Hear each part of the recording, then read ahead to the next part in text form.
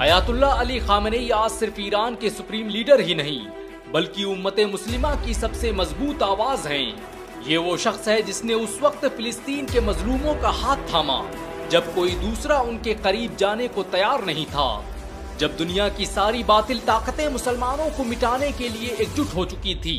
उस वक्त जिस आवाज ने दुश्मनों के दिलों पर कहर नाजिल कर दिया, उसे आज अयातुल्लाह अली खामेनेई के नाम से जाना जाता है।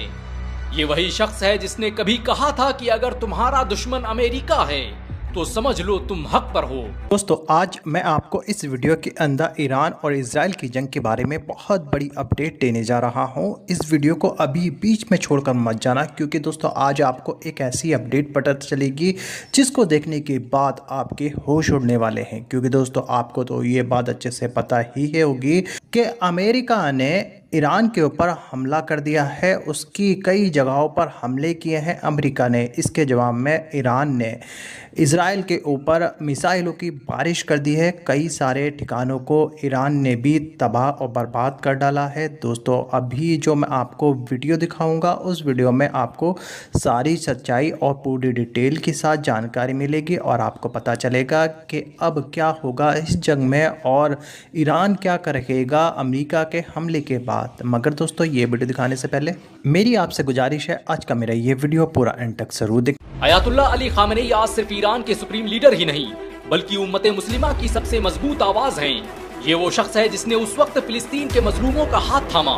जब कोई दूसरा उनके करीब जाने को तैयार नहीं था, जब दुनिया की सारी बातिल ताकतें मुसलमानों को मिटाने के लिए एकजुट हो चुकी थी।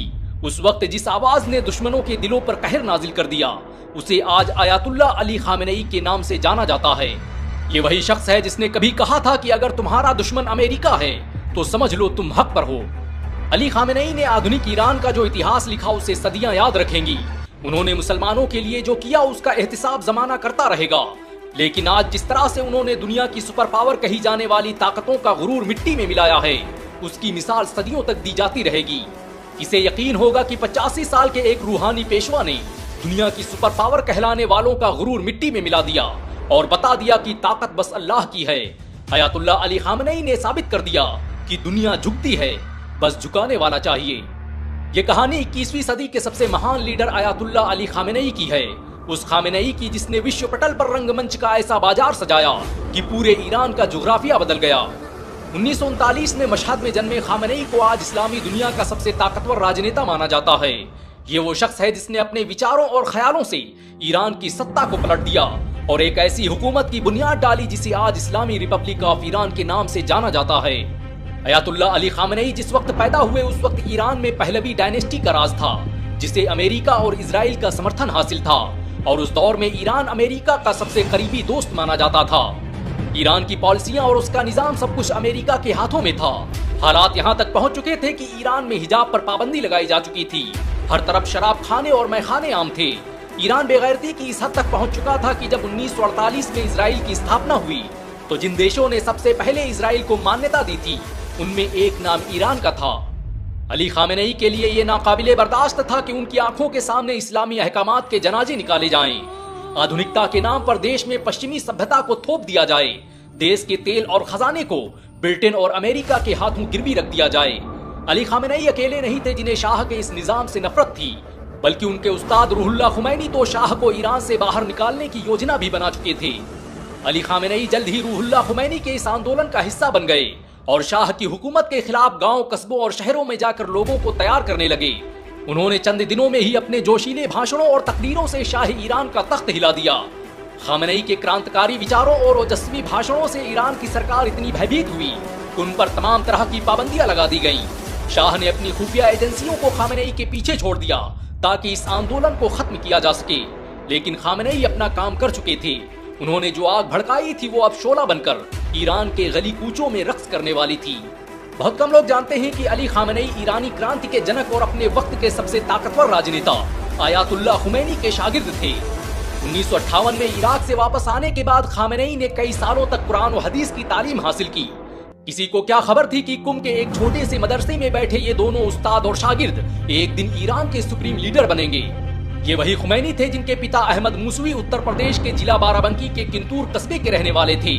भारत को नाज होना चाहिए कि उनके मिट्टी से जन्मे एक बेटे ने गांव से निकलकर ईरान की सत्ता का सफर तय कर लिया और अपने पीछे एक ऐसा वीर योद्धा छोड़ा जो आज ईरान का सुप्रीम लीडर है।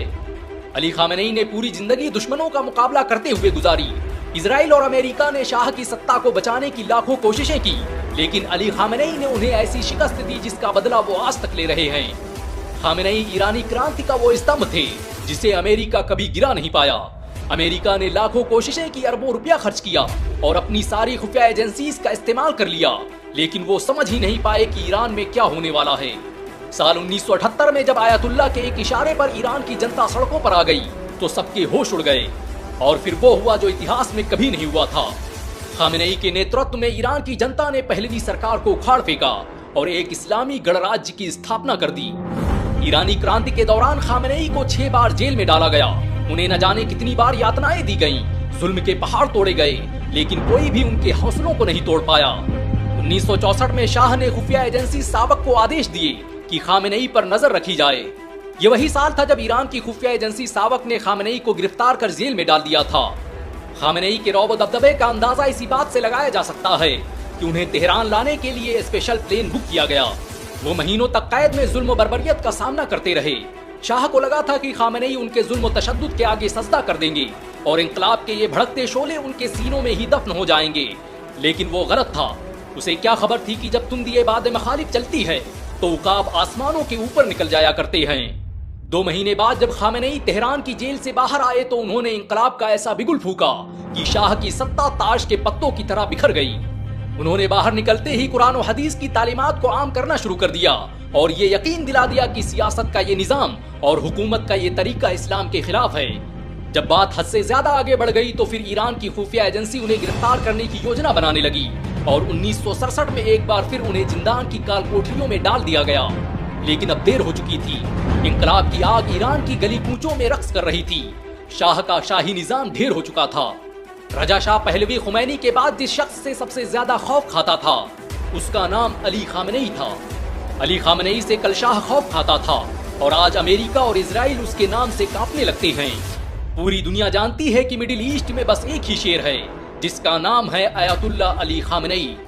खामेनेई के बारे में टाइम मैगजीन ने 2019 में लिखा था कि ये एक ऐसा लीडर है जिसे ट्रंप कभी जीत नहीं पाएगा। अमेरिका, इजराइल और इस्लाम दुश्मनों ने खामेनेई को मारने की बड़ी कोशिशें की। उनके खिलाफ बड़े मंसूबे बनाए गए, लेकिन वो कभी कामयाब नहीं हुए। 1981 में हुए एक हमले में तो उनका दायां हाथ और फेफड़े डैमेज हो गए थे।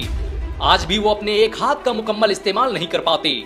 इजराइल जब आज खामेनेई को खत्म करने की बातें करता है तो लगता है कि उसने तारीख नहीं पढ़ी। उसने ये नहीं पढ़ा कि जिनकी उम्रें मैदान कारजार में गुजरी हों उन्हें मौत से नहीं डराया जा सकता। बहुत कम लोग जानते हैं कि खामेनेई 1981 से 1989 तक ईरान के राष्ट्रपति भी रह चुके हैं। ईरान इराक युद्ध के समय खामेनेई खुद IRGC का नेतृत्व कर रहे थे। 3 जून 1989 को जब ईरान के supreme leader ayatollah Ruhollah Khomeini की मौत हुई तो उनके बाद ईरान में सिर्फ एक ही शख्स था जो ईरान को एक सुपर शक्ति बना सकता था और वो था आयतुल्ला अली खामेनेई। यही वजह है कि खुमैनी के बाद खामेनेई को ही ईरान का सुप्रीम लीडर नियुक्त किया गया। खामेनेई ने सत्ता हाथ में आते ही बड़े क्रांतिकारी बदलाव किए। उन्होंने मिलिट्री और साइंस के क्षेत्र में ईरान को मिडिल ईस्ट का सबसे ताकतवर देश बना दिया। ईरान के परमाणु प्रोजेक्ट की बुनियाद तो खुमैनी ने रखी, लेकिन उसे धरातल पर उतारने का काम खामेनेई ने किया। लाखों पाबंदियों के बावजूद भी उन्होंने ईरान के उस परमाणु प्रोजेक्ट को जिंदा रखा जिसके दम पर वो आज टेबल पर बैठकर अमेरिका से बातें कर रहा है। खामेनेई ने IRGC को देश का सबसे ताकतवर संगठन बना दिया। उन्होंने कुद्स ब्रिगेड की स्थापना की जो आज दुनिया की सबसे खतरनाक मिलिट्री फोर्स मानी जाती है। खामेनेई ने कुछ ही सालों में हमास, हिजबुल्लाह जैसे ऐसे प्रॉक्सी संगठन खड़े कर दिए जो पश्चिमी देशों के लिए काल बन चुके हैं।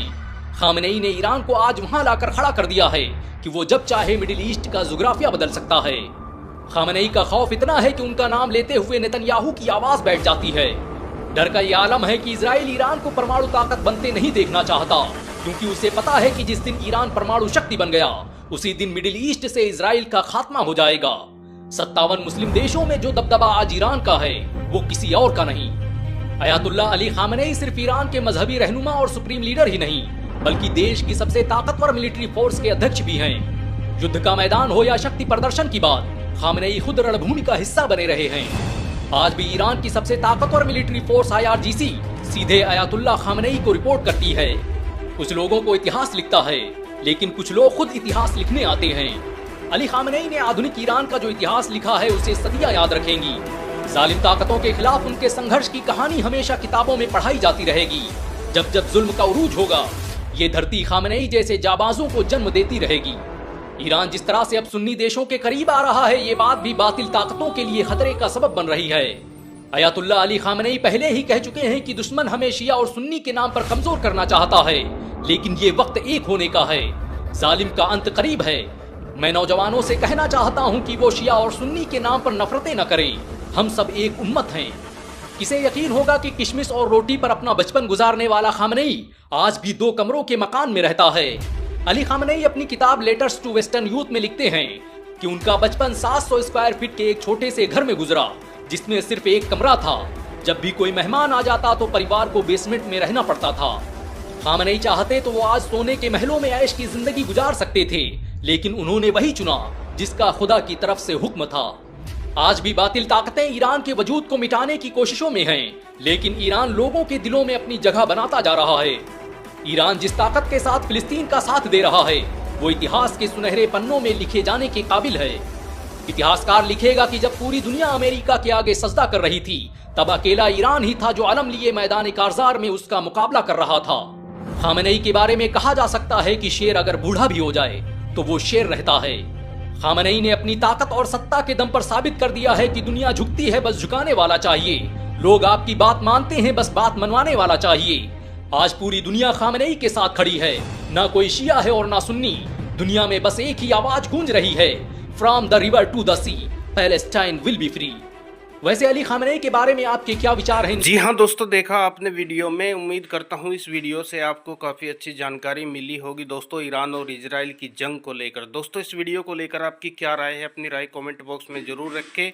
और अगर आप चैनल पर न्यू आए हैं तो चैनल को सब्सक्राइब करें, ताकि हर वीडियो हर अपडेट आपको टाइम पर मिलती रहे। तो मिलते हैं दोस्तों एक नई वीडियो के साथ। आज की वीडियो में इतना ही। अपना ख्याल रखें।